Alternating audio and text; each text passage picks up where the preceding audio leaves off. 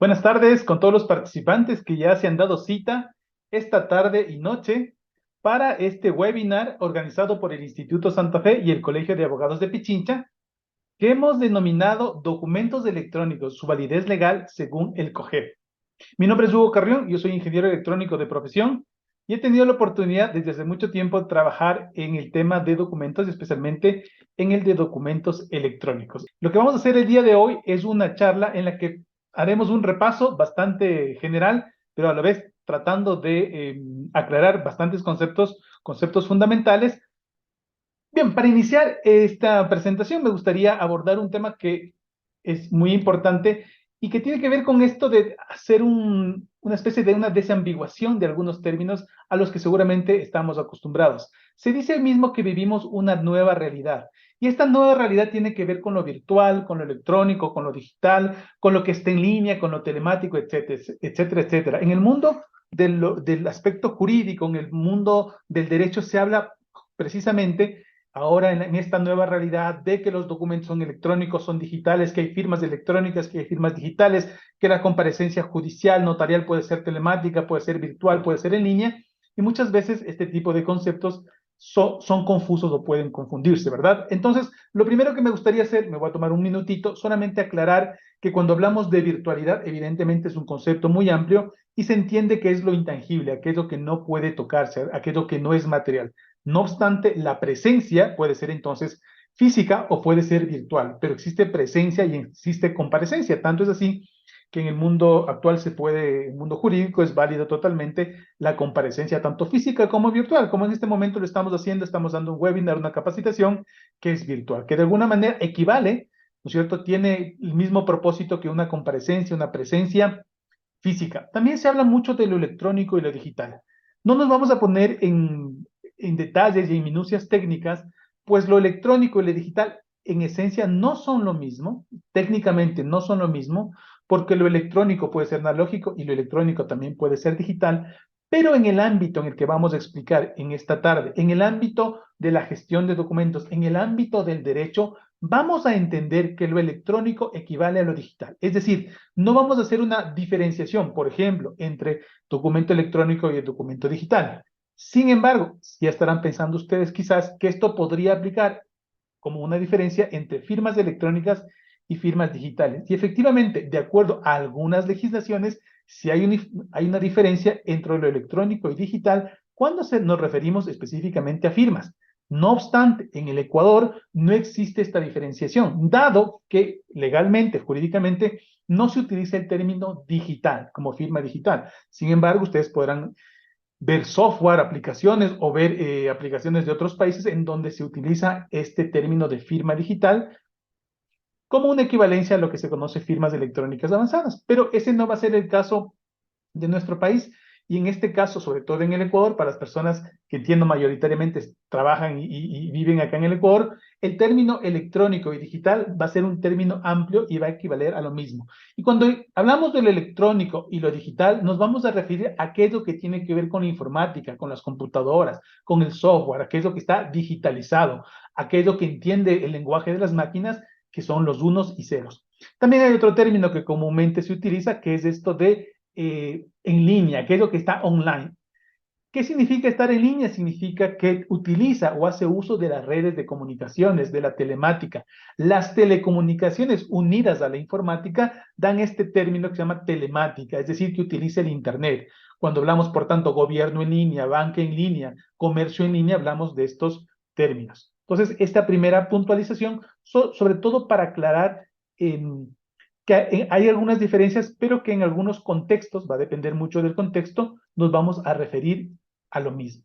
Empecemos introduciendo también el concepto que es fundamental sobre documento. ¿Por qué nacen los documentos? Básicamente porque dentro de la formalización de nuestra civilización, de nuestro derecho, podríamos decir, los acuerdos tienen mayor fuerza cuando están escritos, cuando están documentados. Eso no significa que los acuerdos también puedan ser orales, ¿verdad?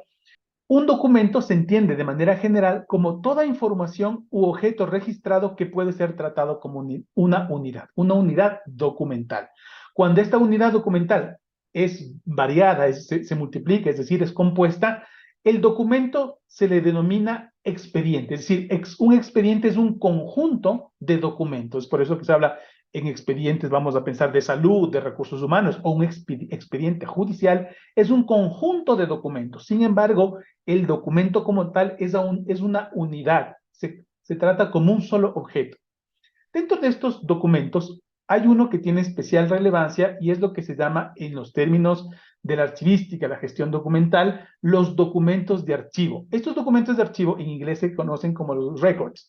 Y estos records significan la información creada, recibida, conservada, que sirve como información de prueba para una organización o un individuo en el desarrollo de sus actividades o en virtud de sus obligaciones legales. Es decir, son aquellos documentos que por su forma, su contenido, la función que están cumpliendo, porque son evidencia de algo, de una obligación, de un cumplimiento legal, tienen que tener una especial atención, ¿sí? Y de hecho existe mucha regulación, sobre todo internacional, valga la redundancia, que norma, estandariza y regula este tipo de documentos. ¿Cuáles son estas, vamos a decir, regulaciones o estas normas? Existen varias y son muy variadas. Quizás la más importante es una norma ISO, que es la 15489, que tuvo su primera versión en el año 2001 y luego la segunda versión en el año 2016, que habla de lo que se llaman los documentos de archivo o los documentos fidedignos.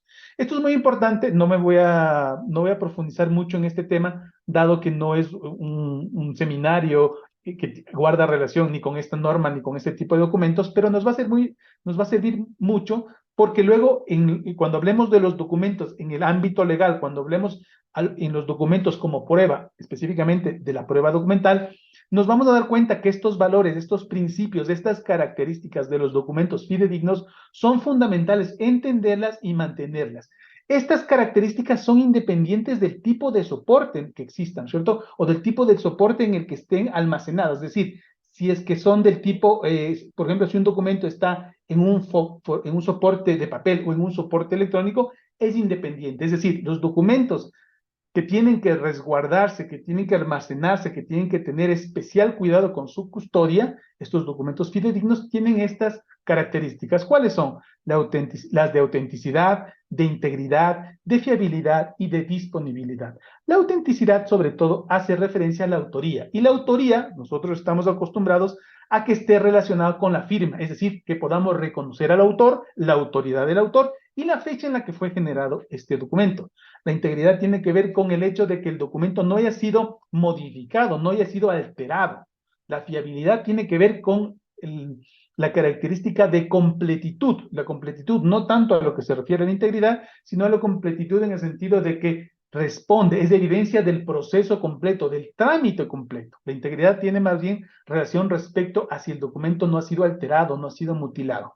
Y luego hay una cuarta característica que es muy importante y tiene que ver con la disponibilidad.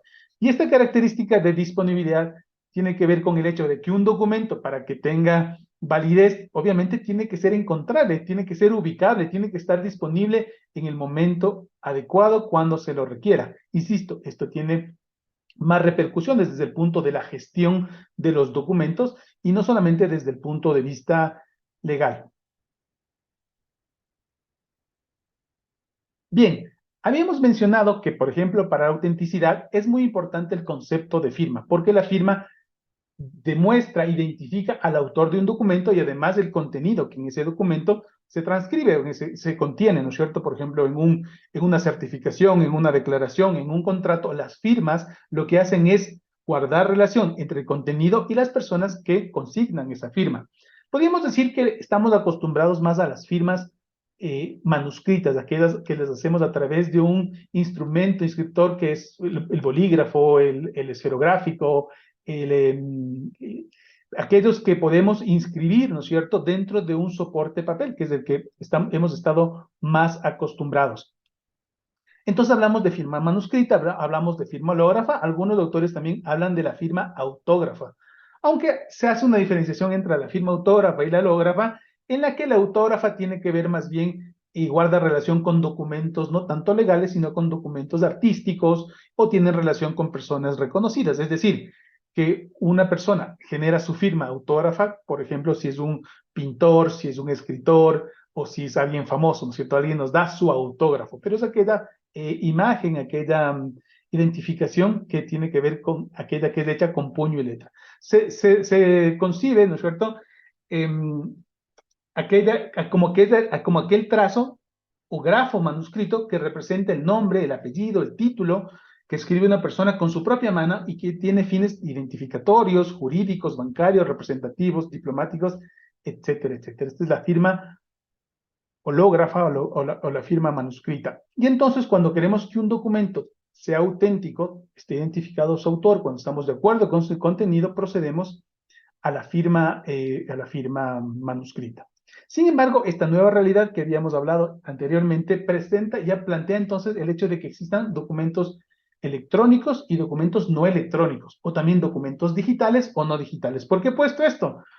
¿Por qué utilizo estos dos nombres o estos dos adjetivos de manera indistinta? Porque, como les decía, en el ámbito, en este contexto de lo jurídico, del manejo de los documentos, no vamos a distinguir entre lo digital y lo electrónico. Vamos a tener una equivalencia respecto a los dos. Por eso hablo y muestro en esta imagen aquello que hace parte del mundo digital o electrónico y aquello que haría parte del mundo físico o analógico. Y entonces, en el mundo físico o analógico estamos acostumbrados a documentos de papel, soporte papel, y a firmas, ¿no es cierto?, consignadas con instrumentos inscriptores de tinta. Esa es un poco la tradición, es una historia que nos acompaña por mucho tiempo y estamos acostumbrados. Sin embargo, esta nueva realidad nos plantea qué cosa, que tenemos ahora documentos electrónicos, también llamados documentos digitales. Insisto nuevamente, no existe una diferencia respecto a lo que es documentos.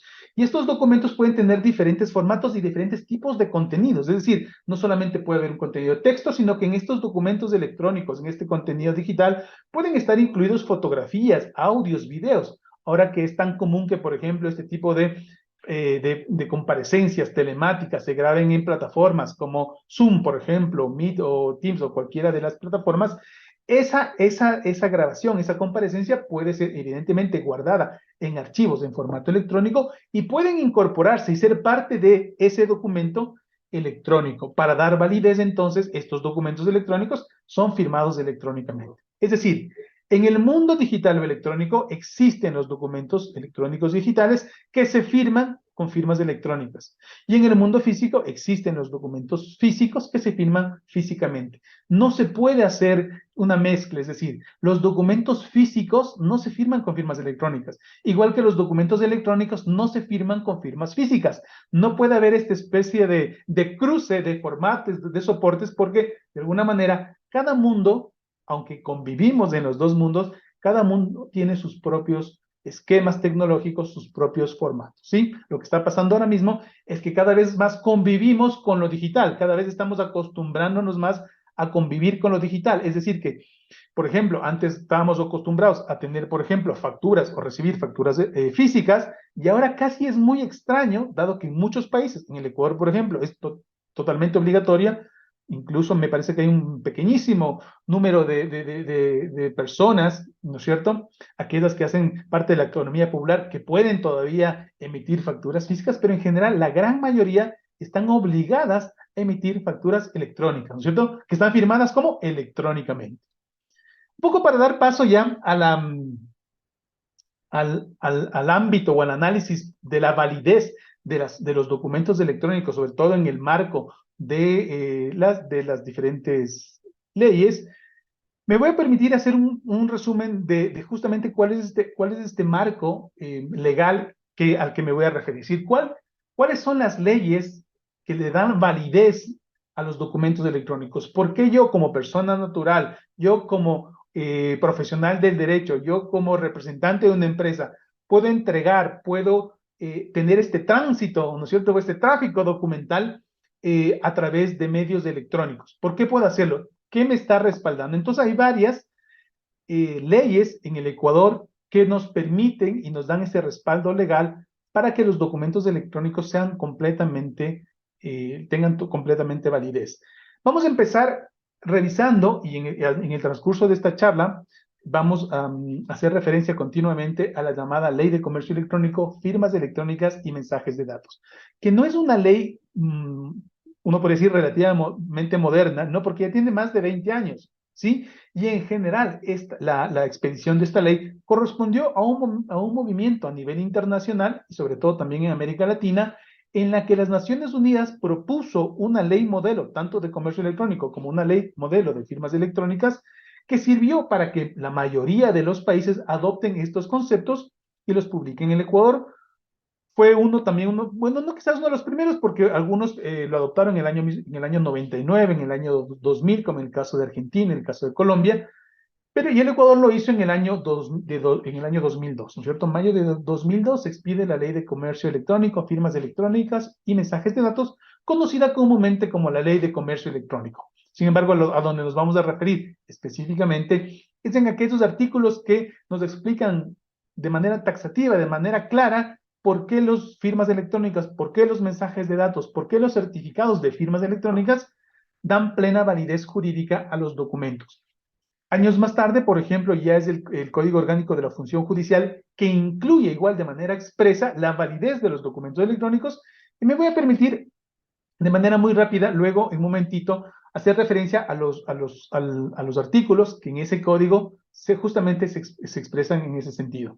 Luego, en el año 2014, en el COIP, en el Código Integral Penal, también se incluye un capítulo específico de los llamados delitos, ¿no es cierto?, contra los sistemas de información que reemplazan aquellas llamadas infracciones informáticas que se habían creado en un acápite, ¿cierto? En un capítulo de la Ley de Comercio Electrónico. Es decir, en el año 2002 ya se incluyen, ¿cierto?, dentro del Código Penal propuesto por esta ley, los llamados y famosos delitos informáticos o infracciones informáticas que luego se ampliaron en lo que se llama todos los delitos contra los sistemas de información. Eso fue en el año 2014.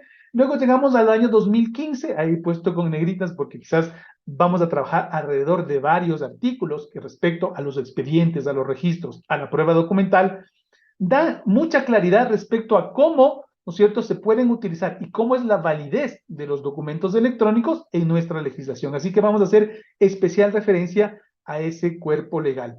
En el año 2016, la ley notarial también hace una inclusión muy interesante, toda vez que a los notarios les amplía, ¿no es cierto?, una de las atribuciones de las tantas que tienen los notarios, unas atribuciones respecto a la certificación de documentos, que ya lo venían haciendo, pero hasta ese momento, de una manera muy clara, ¿no es cierto?, en el artículo, en el numeral 5 del artículo 18 de la ley de notarial, en donde se menciona que ellos están autorizados a certificar documentos. Pero en el año 2016 se actualiza esto y dice muy bien, ustedes notarios con su firma electrónica no solamente pueden certificar documentos físicos, sino que pueden certificar documentos electrónicos y pueden certificar documentos desmaterializados. De igual manera que con su firma física pueden ustedes certificar documentos materializados, ¿no es cierto? Entonces, con su firma electrónica ustedes pueden certificar documentos desmaterializados y a la vez también documentos originales electrónicos. En el año 2017,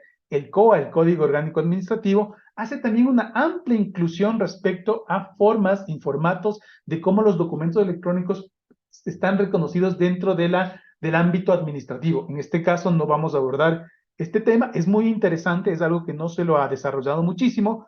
Se incorporan varias conceptos como por ejemplo el de sede electrónica o el de los fedatarios administrativos que son aspectos muy importantes y que, insisto, yo personalmente no he evidenciado un desarrollo muy amplio, pero que valdría la pena que no solamente como ciudadanos, sino sobre todo como entidades públicas den impulso a este tipo de conceptos que ya fueron aprobados hace 6 años.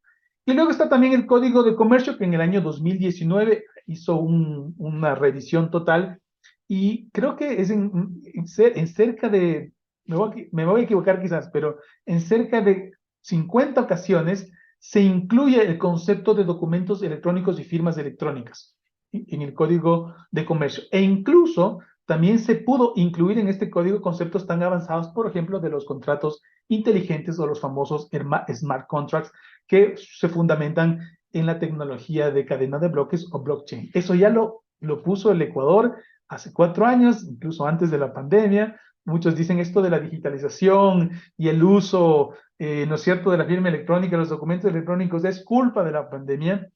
Como ustedes pueden ver, la legislación estaba preparada y lista, incluso antes del año 2020, Sin embargo, yo creo, y eso sí hay que ser, creo que muy claro, que fue la pandemia la que le dio un impulso adicional respecto a que todos, de alguna manera, nos veamos hasta cierto punto obligados a aceptar este tipo de documentos o formatos.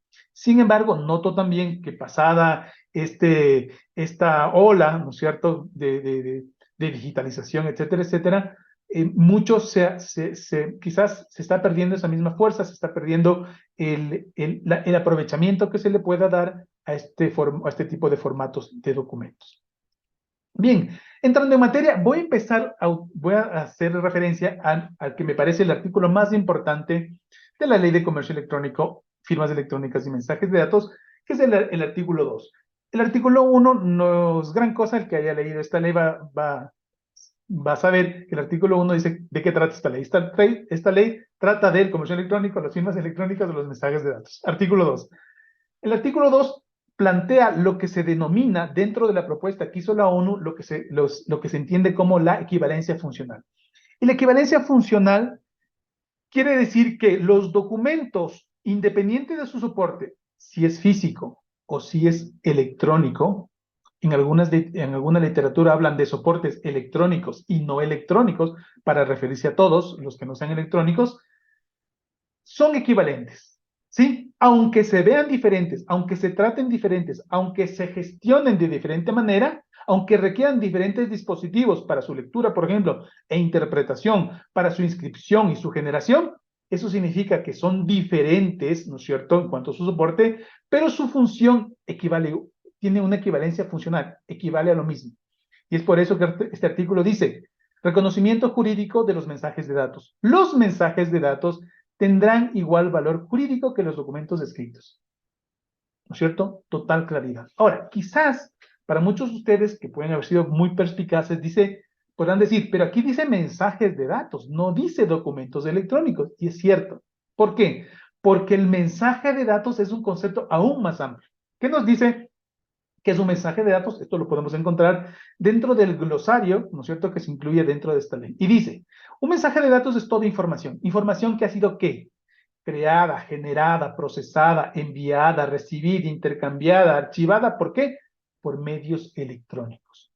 Y dice, pone un ejemplo, algunos tipos de mensajes de datos, pero no todos, y no excluye, son los documentos electrónicos. Entonces, cuando hablamos de un documento, cuando yo hablo que un documento electrónico tiene igual equivalencia o equivale a un documento físico, ¿por qué? Porque es un mensaje de datos. Pero de igual manera, puedo referirme también a los registros electrónicos, al correo electrónico, a los servicios web, a los sitios web, y también incluye, he puesto ahí con otro color, también a los telegramas, al telex y al fax. ¿Por qué he puesto de otro color? Porque aunque tengan esa misma validez, ahora mismo, diríamos que por obsolescencia tecnológica, creo que en general no nos comunicamos, al menos no de manera frecuente, a través de telegramas, telex o fax. Quizás los dos primeros, muchos de ustedes ni siquiera conocieron la funcionalidad o los aparatos que permitían los telegramas o los telex. Quizás los fax, quizás pocas en algunas situaciones muy específicas, pero también creo que es una tecnología que ahora mismo está prácticamente desaparecida.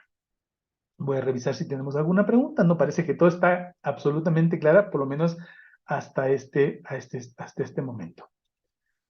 Entonces, cuando hablamos de mensajes de datos, nos estamos refiriendo a un concepto muy amplio, en donde una de las cosas que tenemos son los documentos electrónicos. Me voy a referir a los documentos electrónicos, pero que quiero que queden en su mente, que realmente podríamos ampliar este concepto a un concepto más amplio, más general, que es el de los mensajes de datos. ¿Sí? Muy bien, ¿qué nos dice entonces respecto a dos conceptos que va a ser muy importantes? ¿Por qué me voy a referir a ellos? Porque es fundamental para esta característica que ya habíamos revisado anteriormente, que es la autenticidad, tiene que ver con la firma electrónica. Es decir, para las certificaciones, para los contratos, para las autorizaciones, tiene que haber autenticidad. La autenticidad está provista, entre otras cosas, por la autoría, y la autoría la identificamos nosotros a través de la firma.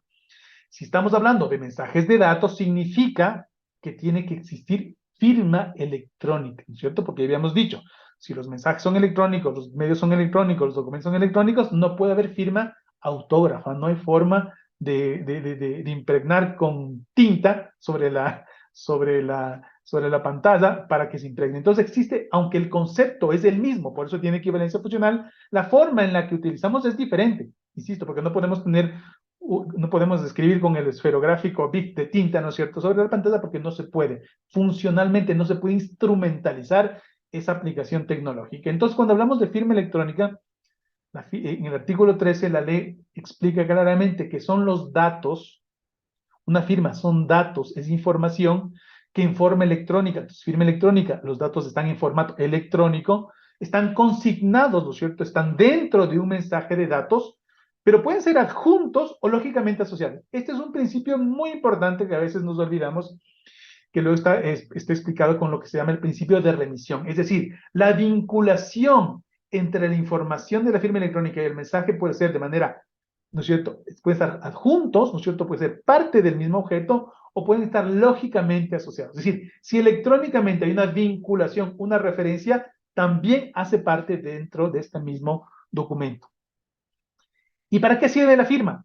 Estos datos, aquellos datos que puedan ser utilizados para identificar al titular de la firma, al dueño de la firma, al autor de la firma, en relación con el mensaje de datos, en relación con el documento, el sitio web, el correo electrónico, el telefax y todo lo que habíamos explicado, e indicar, o sea, estos datos, indicar la posibilidad de que el titular de la firma apruebe y reconozca la información contenida en el mensaje de datos, se conocerá como firma electrónica. ¿Cierto? Entonces, la firma electrónica son datos en formato electrónico.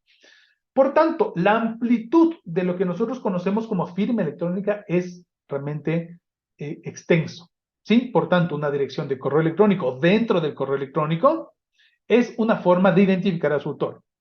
¿Sí? El URL de una página web es un documento, es una información que está dentro de la página web, es parte de la página web y permite identificar al autor de esa página web. Dentro de un mensaje en una red social, el número de la cuenta, el nombre de la cuenta, es una información, ¿no es cierto?, que hace parte de ese mensaje que permite identificar a quien hizo ese comentario, ¿cierto? Y que indica que ese titular está aprobando. Es decir, si alguien en Twitter, en una red social, en WhatsApp o en un correo electrónico o en un documento hace una aseveración, hace un comentario, incluso hace una amenaza o lo que fuera, quiere decir que él se identifica y él está de acuerdo con el contenido de ese mensaje. Un usuario del sistema, un número de teléfono, una dirección IP, es información, por tanto, que en este término general, que es el artículo 13, permite identificar al autor. ¿Sí? Ahora, miren, ¿qué es lo que pasa? Inmediatamente voy a pasar al artículo 14 y luego al artículo 20. A veces confundimos lo que es firma electrónica con lo que es certificado de firma electrónica. Sin embargo, quisiera concluir con este concepto diciendo que en el artículo 14 menciona que los efectos de la firma electrónica tendrá igual validez y se reconocerá los mismos efectos jurídicos que una firma manuscrita. ¿Sí? Entonces también aquí hay equivalencia funcional, artículo 2, de los mensajes de datos y artículo 14 específicamente de la firma electrónica. ¿Sí? Entonces ya hay estos dos conceptos fundamentales, estos dos artículos, perdón, que contribuyen a cimentar y aclarar este principio que es tan importante, que es el de equivalencia funcional entre las firmas electrónicas y las físicas, y entre los documentos electrónicos y los documentos físicos. Les quería mencionar este artículo 20 de la Ley de Comercio Electrónico que hace una diferencia, más que diferenciación, es que son dos conceptos diferentes entre lo que es una firma electrónica y lo que es un certificado de firma electrónica. En la Ley de Comercio Electrónico habla específicamente de certificado de firma electrónica. ¿Por qué? Porque hay en otros cuerpos legales, por ejemplo en el COA, en donde se habla de certificado digital de firma electrónica. Y no está mal, es suficiente con decirlo certificado de firma electrónica. Tal vez no le pusieron como certificado electrónica de firma electrónica porque sonaba un poco redundante y lo pusieron como certificado digital de firma electrónica, ¿sí? Pero en general es el certificado de firma electrónica. ¿Qué es? El certificado ya no son datos. El certificado es un mensaje de datos, ¿cierto? Es un mensaje de datos, es un documento, pensemos así. El certificado es, por tanto, un documento que certifica, por eso se llama certificado, la vinculación de una firma electrónica con una persona. Así de sencillo. La firma, ¿no es cierto?, lo que vincula es a una persona con una información. En cambio, el certificado vincula a este documento, ¿no es cierto?, con una firma. Entonces, si una persona le puede asociar con una firma, es lo que se llama certificado de firma, o podríamos nosotros intuir que también sería una firma certificada. Es decir, en el artículo 13, que es el artículo más general, dice las firmas electrónicas, es toda información, pero esas firmas no están certificadas. ¿Por qué? Por ejemplo, cuando hablábamos de que un correo electrónico, al nosotros enviar un correo electrónico, el usuario, la dirección de correo electrónico es la firma electrónica porque permite identificar al autor. Yo podría utilizar una firma falsa, podría crear un correo electrónico falso, efectivamente. Es por eso que es una firma electrónica, no es una firma electrónica certificada. Entonces, cuando hablamos en el artículo 20, hablamos de estas firmas electrónicas que tienen un certificado, por tanto, yo tengo que enviar el certificado a alguien con más autoridad, ¿no es cierto? Una entidad certificadora es el que da fe que esta persona, es el que certifica que esta persona está vinculada con esta firma. Y yo, los documentos, los trámites, lo que quiera hacer, ya no solamente puedo incorporar una firma electrónica, ¿no es cierto?, sino que yo puedo adjuntar el certificado de firma electrónica y tiene mayor validez. Tiene muchas diferencias, ¿no es cierto? Sin embargo, no siempre es necesario utilizar certificados de firma electrónica. Tiene sus ventajas, tiene sus desventajas. Las ventajas es que, por ejemplo, la carga de la prueba está invertida, es decir, yo no necesito yo no necesito demostrar que este documento es válido, sino al revés, se necesita demostrar que ese documento, por ejemplo, es falsificado. En cambio, en el caso de una firma, digamos así, simple en algunas legislaciones, la firma electrónica, como la que está definida en el artículo 13, son también llamadas firmas electrónicas simples. ¿Sí? Bien, avancemos. Un ejemplo, quizás una forma, solamente como una forma para ejemplificar la diferencia entre el certificado y la firma, es cuando tenemos un documento de identidad. El certificado es el documento que está avalado por una autoridad, en este caso, en el caso del Ecuador, la Dirección General del Registro Civil. Entonces, todo la cédula, ¿cierto? El documento es el certificado y una partecita del certificado es la firma, ¿cierto? Entonces, cuando yo certifico la vinculación de esta persona que se llama María Emilia Larrea, la vinculación de esta persona con esta firma, podríamos decir que en este documento hay una firma certificada, ¿sí? Pero en este caso es una firma holográfica, es una firma manuscrita. A diferencia de lo que entendemos como firma electrónica, por tanto hay una autoridad certificadora electrónica que lo que hace es vincular a una persona con una firma electrónica, que realmente es un número, ¿cierto? Si alguien ha visto la firma electrónica suya, no sabe ni le interesa, porque lo que uno compra, porque lo que normalmente lo que hace uno es comprar a las empresas certificadoras, ¿cierto? Uno lo compra por un periodo de 1 año, 2 años, los que quieran, 5 años incluso, les compra este documento en el cual ellos certifican, porque ellos están autorizados aquí en el Ecuador ante la Agencia de Regulación de Telecomunicaciones, ¿no es cierto?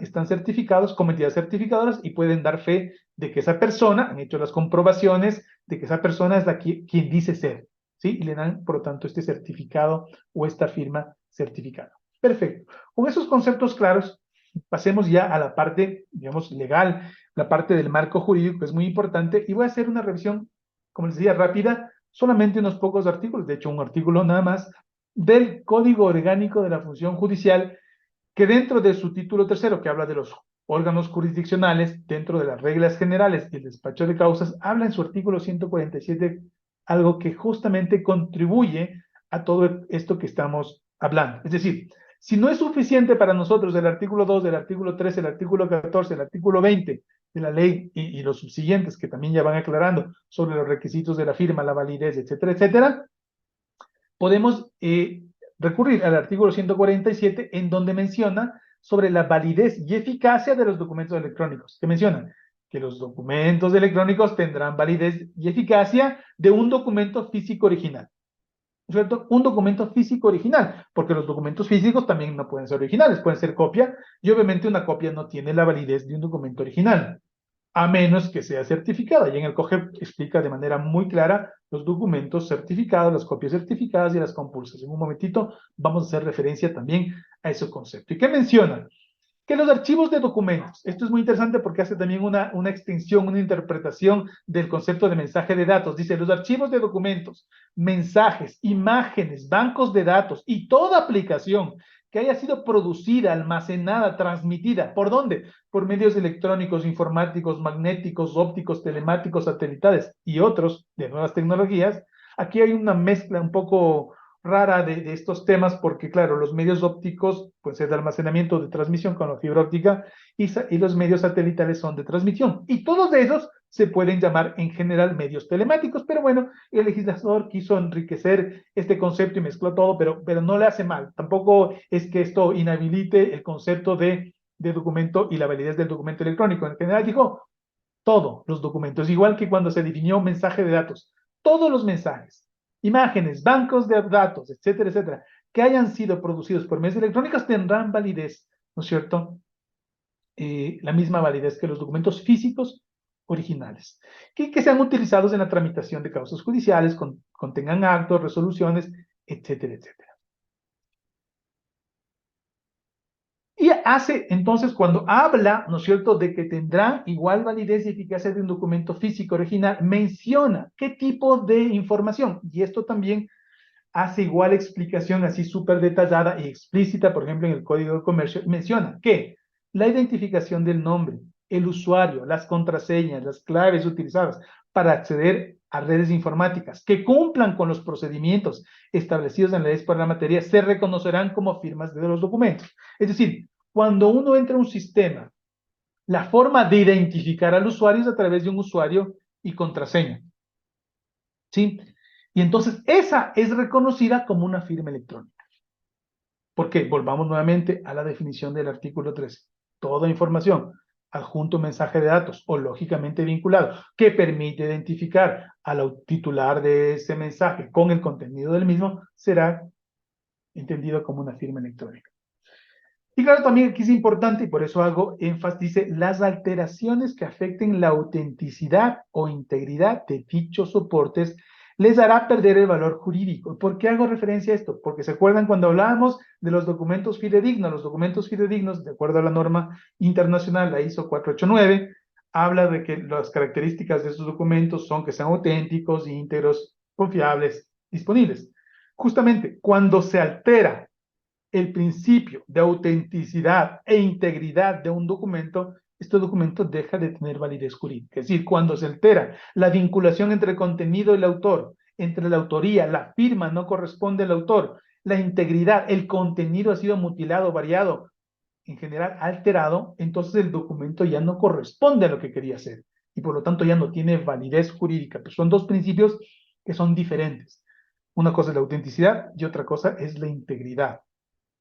Podríamos pensar otros documentos, otros principios, como por ejemplo el de la confidencialidad. En este caso no se habla de la confidencialidad, pero en otros casos, por ejemplo, en el caso de la Ley de Protección de Datos Personales, sí es muy importante el tema de la confidencialidad. Es decir, que una información contenida en un documento no pueda ser revelado más allá de los interesados o los que por ley tengan derecho a hacerlo o que deban guardar reserva justamente de ley, como en el caso de los datos personales.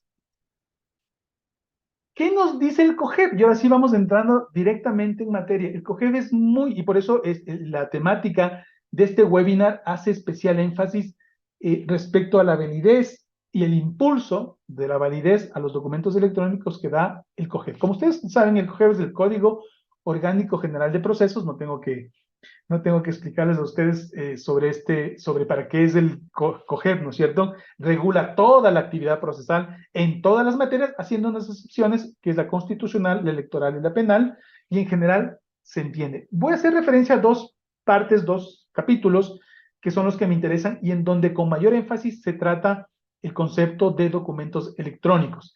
El uno es en el libro 2 de actividad procesal, específicamente en el capítulo 10, que habla de los expedientes y los registros. Y luego vamos a ver que en otro capítulo, ¿no es cierto?, de otro libro que habla de la prueba documental, habla también de la validez de las pruebas documentales en formatos electrónicos. Entonces, voy a hacer referencia a algunos artículos en donde de manera explícita, porque lo que me interesa en esta charla es que ustedes puedan ver cuáles son esos conceptos, esos artículos que en varias leyes, específicamente en el COGEB, impulsa, da validez, da soporte, ¿no es cierto?, a la utilización de documentos electrónicos. ¿Por qué? ¿Por qué sobre todo el interés de esto? Porque nos han consultado con mucha frecuencia de instituciones públicas, de instituciones privadas, de cuál es la base legal. ¿Por qué yo como instituto, como empresa, como bufete de abogados, como banco, como una cooperativa, como ministerio, lo que fuera, yo puedo exigir un documento electrónico? ¿Por qué yo puedo aceptar? ¿Por qué mi certificación puede estar en este formato? Y entonces hay una amplia y variado marco regulatorio que nos permite justamente esta facultad. Específicamente, entonces, por ejemplo, en el artículo 113, cuando el COGEP habla del expediente, algo que es muy importante y de manera no tan explícita, pero de manera tácita, ¿qué nos está diciendo? Dice, en caso de pérdida, deterioro, mutilación de los documentos incorporados al expediente físico, se podrá hacer la reposición en base a las impresiones del expediente electrónico debidamente certificados. ¿Qué está diciendo? Que si nosotros tenemos el expediente desmaterializado y nosotros queremos recuperar y volverlo a materializar, lo podemos hacer ningún problema, siempre y cuando estén certificados. ¿Por qué es importante la certificación? Porque también el COGEF más adelante dará igual validez, ¿cierto?, a un documento físico original o un documento electrónico original como a su copia certificada.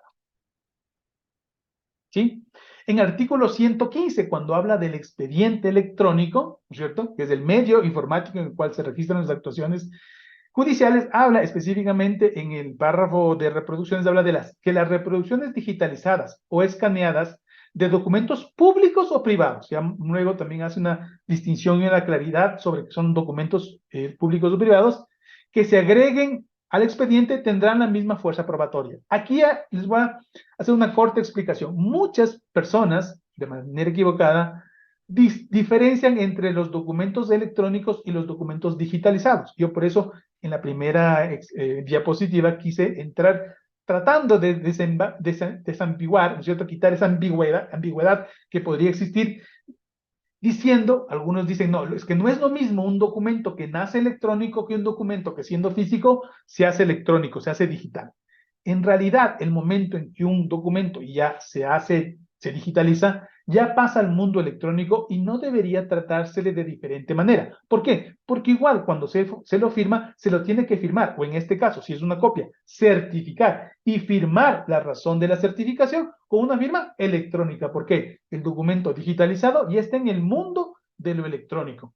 Ahora, evidentemente, no, un documento electrónico nativo electrónico se va a ver diferente a un digitalizado, perdón, porque, por ejemplo, el uno es una creación, ¿no es cierto?, a través de un programa informático, como por ejemplo Word, Excel, cualquiera de estos programas, y el otro es una copia, el otro es una fotografía. Por tanto, las funcionalidades prácticas podrían variar. Sin embargo, respecto a la validez, no tiene ninguna diferenciación. Por tanto, no es bueno, no es necesario hacer podríamos decir, una discriminación entre documentos electrónicos y documentos electrónicos, digamos, documentos electrónicos nativos que nacen electrónicamente, que nunca existieron en el mundo físico, y aquellos que sufrieron la transición de lo físico a lo electrónico. En general, también siguen siendo electrónicos, así que merecen todo nuestro respeto y tienen todas las mismas funcionalidades, o pueden adquirirse las mismas respecto al ambiente electrónico. ¿Sí? Algo que también es importante, dice, los sistemas de acceso tendrán que garantizar la preservación e integridad de los datos. Otro de los aspectos, también hago énfasis, decía, los documentos tienen que ser auténticos, íntegros, y aquí se menciona justamente la protección de la integridad. Habla, por ejemplo, en el artículo 116 respecto a las actuaciones, y ya dice, se podrán hacer actuaciones a través de medios electrónicos, informáticos, telemáticos. Lo que les decía, la virtualidad, lo electrónico, lo online, también ya está incluido, y es por eso que hay comparecencias telemáticas, ahora hay el servicio notario telemático, las reuniones se hacen telemáticamente y también son válidas, ¿sí? Entonces, no hay esa diferenciación, no debería haber esa diferenciación. Nos genera más bien ventajas respecto a la ubicuidad, a poder estar ubicados en diferentes lugares, en ahorrarnos tiempo, etcétera, etcétera. El artículo 117 del mismo capítulo habla de los documentos digitalizados y menciona que a petición, a las peticiones y demás actos de impulso que se realicen por medios electrónicos, se acompañarán digitalizados los documentos de diversa procedencia. Hago este énfasis porque dice, aquellas peticiones que se hagan por medio electrónico se acompañarán la información digitalizada. Entonces, el medio electrónico y el medio digital es lo mismo, son sinónimos en este mismo argot. Y menciona que los documentos cuya digitalización sea inviable por su gran volumen o su ilegibilidad deberán ser presentados físicamente. Y eso está muy bien. ¿Por qué? Hay una cosa que es muy importante y es la no factibilidad de la digitalización. Es decir, ya sea porque sea un gran volumen, y es imposible por el tiempo o por el costo digitalizarlo, o peor aún, cuando un documento al ser digitalizado no permite su legibilidad, no puede ser digitalizado, tiene que ser presentado por escrito. ¿Por qué? Porque si nosotros sacamos una copia de un original físico, sacamos una copia electrónica y la copia no se lee, estaríamos violando de alguna manera este principio de certificación en la que alguien con fe, un fedatario, un notario, da fe de que la copia tiene el contenido igual al del original, es decir, la fiel correspondencia del contenido. Si la copia no es legible, entonces no se puede certificar nada. Por lo tanto, dice, si es ilegible, evidentemente lo único que nos queda es presentarlo de manera física. Ese artículo es muy importante por esto. Luego en el artículo 19 habla del registro electrónico, que en el registro electrónico se centrará la razón electrónica, ¿no es cierto? Se incluirán, por ejemplo, las grabaciones digitales, etcétera, etcétera. ¿Por qué quiero hacer énfasis en estos conceptos? Por lo que les decía antes. En el mundo electrónico, los documentos son electrónicos, las firmas son electrónicas, los registros son electrónicos, y en el caso de un expediente, las razones tienen que ser electrónicas. Es decir, no puede haber una razón física dentro de un expediente electrónico. ¿Sí? Entonces, todo tiene que guardar coherencia y sin diéresis respecto al mundo electrónico y el mundo físico. En el mundo físico, los expedientes son físicos, las firmas son físicas y las razones son físicas, ¿cierto? O impresas. Avancemos porque realmente esto es muy amplio y ya nos quedan algunos minutitos porque queríamos hacer esto como solamente un abrebocas para que todos ustedes tengan clarificados algunos de estos conceptos tan amplios y tan importantes. En la segunda parte del COGEP, les decía que está en el capítulo, en el libro tercero, el capítulo tercero que habla de las pruebas documentales. ¿Qué nos dice el COGEP respecto a las pruebas documentales?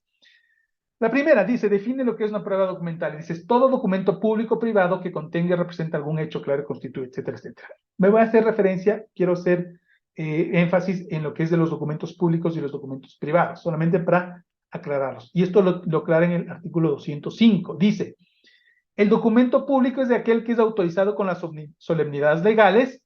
Si es otorgado ante notario e incorporado en un protocolo o registro público, se llamará escritura pública, es decir, un documento público en otros cuerpos legales también se le conoce como instrumento público, pero es un sinónimo, instrumento, documento público que ha sido elevado o ha sido otorgado por un notario, se conoce como escritura pública, ¿no es cierto?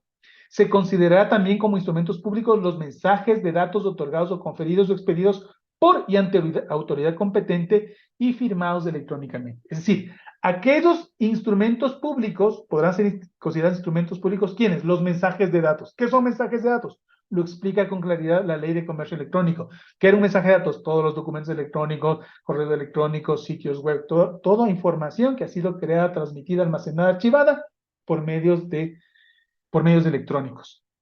Pero ¿qué menciona? Y por eso lo pongo en negritas. Aquellas que han sido otorgadas y conferidas por autoridad competente, que esto es fundamental para el concepto de autenticidad, y que hayan sido firmados electrónicamente. Firmados electrónicamente. En el caso de las autoridades, esta firma electrónica no puede ser simple, no puede ser aquella que está definida en el artículo 13, sino aquella que está definida en el artículo 20. Es decir, tiene que estar incorporado un certificado de firma. Es decir, su firma tiene que estar certificada. ¿Sí?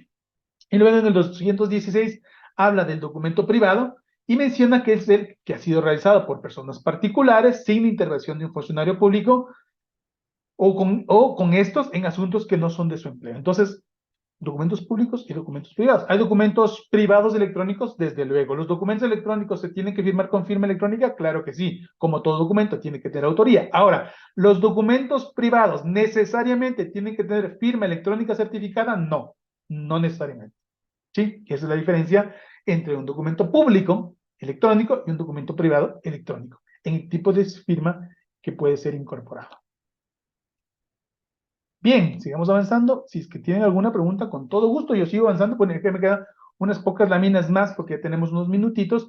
Y justamente habla de los instrumentos públicos en la ley de comercio electrónico. Volvemos a la ley madre, a la ley, digamos, que es la que hace génesis de todos estos conceptos y que habla de la validez de los instrumentos públicos. Se reconoce la validez jurídica de los mensajes de datos otorgados, conferidos, autorizados o expedidos por y ante autoridad competente y firmados electrónicamente. Es decir, nuevamente, es que los documentos, para que sean auténticos, primero, que tienen que ser lo que dicen ser, es decir, conferidos ante autoridad competente y obviamente tienen que estar firmados por esa autoridad competente.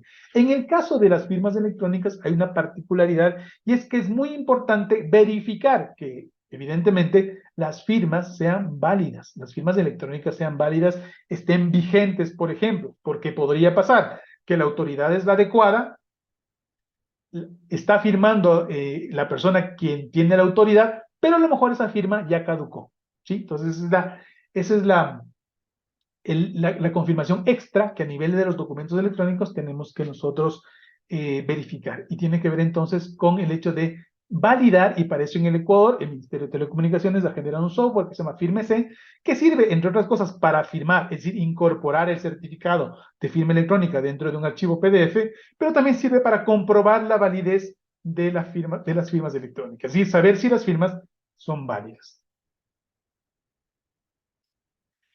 En el capítulo 3 también del COGEP se habla de manera muy clara respecto a los documentos y las copias, y se menciona que los documentos públicos o privados, cuando son pruebas documentales, se pueden presentar en originales o en copias, pero las copias son las reproducciones originales debidamente certificadas, ¿sí? Entonces, luego en el artículo 213 habla de la prevalencia de las escrituras matriz de la copia, así como de las copias certificadas y las compulsas, ¿cierto? ¿Qué es la copia certificada? La copia certificada es aquella copia del original que ha sido certificada por, sea un fedatario o puede ser un notario, ¿sí? Ahora, mire, en esta certificación de copias hay muchas opciones, ¿cierto? En un ratito más les voy a explicar y con eso ya voy concluyendo las opciones que a través de la ley notarial permiten a un notario certificar diferentes copias, ¿cierto? Sean una copia física de un original digital o una copia digital de un original físico, ¿sí? Entonces hay estas varias opciones. Una copia simple es aquella que no es certificada, la copia certificada es aquella que tiene la firma y la certificación, valga la redundancia, es decir, que tiene la firma, la certificación, la razón de certificación, del proceso de certificación tiene que ver con la razón de certificación, la firma de quien certifica, y tiene exactamente la misma validez. La compulsa es aquella copia que se obtiene no del original, sino de la copia certificada, dado que la copia certificada digamos, por la ley, tiene la misma validez, una compulsa también podría entonces generarse a través de una copia una copia de la copia certificada, es lo que se conoce como una compulsa. Pero bueno, eso seguramente ustedes ya lo tenían muy, muy claro. Aquí solamente un apunte respecto a las pruebas documentales, respecto a la falsedad y la nulidad, que puede ser falsedad material y falsedad ideológica. Aquí no menciona nada de los documentos electrónicos, pero está sobreentendido que, dado que se consideran como pruebas los documentos físicos o electrónicos, los documentos electrónicos también pueden estar sometidos, digamos así, o pueden ser víctimas de falsedad material o ideológica. Es decir, eso no es independiente del soporte en el que estén los documentos. Así que tengan también precaución y es muy importante, sobre todo en este caso, los profesionales del derecho, los jueces, los notarios, en general, las autoridades alrededor que manejan documentos, que sean diestros, no digo que sean peritos, pero que sean diestros y capaces de identificar, al menos de primera mano, algún tipo de falsedad o falsificación en los documentos, sobre todo electrónicos. Está bien que ustedes no sean certificados expertos y peritos grafoscópicos, por ejemplo, en el hecho de que un documento o una firma manuscrita ha sido falsificada, lo mismo que a lo mejor ustedes no tienen necesidad de ser peritos informáticos para determinar la falsedad de un documento, pero es importante que tengan presente que puedan identificar algunas características que ya les puede llamar la atención respecto a falsificación de documentos. Les voy a poner un caso muy específico que podría suceder mucho, sobre todo en las materializaciones de pruebas, por ejemplo, de mensajes por WhatsApp, ¿cierto? Un WhatsApp es un mensaje de datos que puede ser certificado. Frecuentemente pueden ir una persona interesada a una notaría para que se materialice esa conversación por muchas razones, porque eso puede constituir un contrato, porque puede haber una amenaza a través de ese medio electrónico, etcétera, etcétera. Y lo que tienen que tomar muy en cuenta, sobre todo en este caso los notarios, es que el momento de certificar, la certificación es contra el original, ¿verdad? ¿Por qué? Porque si lo hacen contra una captura de pantalla, la captura de pantalla ya es una copia simple y no se puede certificar copias simples. Y además, porque existen muchas herramientas para falsificar mensajes de WhatsApp. Entonces, a lo que me refiero es que en el tema de falsificación de documentos electrónicos tenemos que estar muy actualizados, muy al tanto de las posibilidades que existen, por ejemplo, de falsificación. Luego, bueno, habla de la indivisibilidad de la prueba documental, habla de los documentos digitales en el artículo 202 del COGEP, que dice los documentos producidos electrónicamente son y con sus respectivos anexos serán considerados originales. Perfecto, son originales, solo que están en un formato electrónico. Dice las reproducciones digitalizadas o escaneadas que se agreguen al expediente electrónico tienen la misma fuerza probatoria. Lo que les decía hace un momento, es decir, las reproducciones digitales ya en el expediente electrónico tienen la misma validez legal y por lo tanto no podemos discriminar. De hecho, hay un principio de no discriminación de los medios electrónicos en la que si hay un documento generado electrónicamente, nacido electrónicamente y alguno digitalizado, no debería haber discriminación entre ellos. Y termina este artículo, que es muy potente en ese sentido, que podrá admitirse como medio de prueba todo contenido digital. Contenido, ya no hablan ni siquiera de documento, contenido, en el sentido más amplio de mensaje de datos, contenido original, por tanto, de audio, video, sonidos y todo lo que se cree y todavía no sabremos como, no sé, realidad virtual, hologramas y qué será, ¿cierto? Entonces, toda esa amplitud tecnológica es la que también luego se puede ampliamente desarrollar. Quiero referirme solamente como las dos últimas tips, lo que les mencionaba hace un momentito, es que, por ejemplo, si queremos presentar pruebas documentales y queremos material o desmaterializar estos documentos, menciona el artículo 5 del reglamento el Reglamento General a la Ley de Comercio Electrónico respecto a la desmaterialización, por ejemplo, ya habla de la forma de hacerlo. Sin embargo, les decía que en el artículo 18 de la ley notarial, se modificó en el año 2014, y se expandió el numeral 5, el número 5, sobre la atribución de los notarios de certificar documentos, ¿sí? Y habla de dos maneras, bueno, al menos tiene dos literales, dos letras, pero que realmente son cuatro maneras de certificación, y ahora mismo les explico. Dice, se podrá dar fe de la exactitud, la conformidad, la corrección de copias certificadas o de documentos que se exhiban en originales conservando un ejemplar con una nota respectiva en el libro de certificaciones. Es decir, primera opción, lo que siempre han venido haciendo, certificar una copia física de un original físico. Eso no tiene ningún misterio. ¿Con qué se certifica la copia física del original físico? Con la firma física, y no hay más misterio.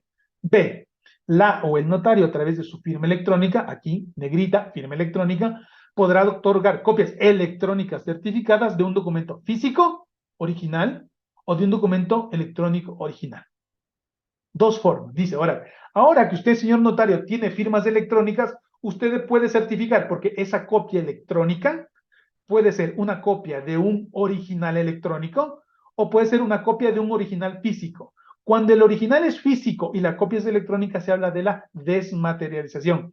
Deja el material físico y se desmaterializa al mundo digital. En el caso ese, o en el caso del original electrónico y la copia es electrónica, usted necesariamente tiene que firmar con su firma electrónica. También es súper lógico. Y luego incluye, no le pone un numeral, pero incluye, hasta aquí ya tenemos tres formas: de físico a físico, de electrónico a electrónico y de físico a electrónico. Pero también le incluye una forma más de certificar que dice, también se podrán conferir copias físicas certificadas de un documento electrónico digital. Esto es lo que se llama la materialización. Tenemos un documento electrónico, pensemos un correo electrónico, pensemos un sitio web, pensemos un mensaje de una red social, pensemos un WhatsApp original electrónico que necesito materializar, ¿no es cierto? Y para eso yo, ¿cómo certifico? Esa copia física ya no puedo firmar electrónicamente porque está física. ¿Cómo la certifico? De manera física, con mi firma manuscrita u hológrafa. ¿Sí? El siguiente y último gráfico lo único que hace es resumir, ¿no es cierto?, estas formas, tres nuevas formas, he puesto tres, la primera que es la más básica, es decir, la certificación física de una copia física que parte de un original físico firmado por una firma manuscrita, no lo he puesto aquí, pero cuando se mete el mundo digital hay estas tres formas, es decir, yo tengo el original electrónico y lo materializo, o tengo el original físico y lo desmaterializo. O la tercera forma es que tengo el original electrónico y lo certifico también electrónicamente. En el caso del original electrónico o del original físico que lo desmaterializo, necesariamente, insisto, tiene que ser con una firma electrónica. Y eso es todo. Miren, hemos sido bien puntuales al iniciar y bien puntuales al finalizar. Mi nombre es Hugo Carrión. Aquí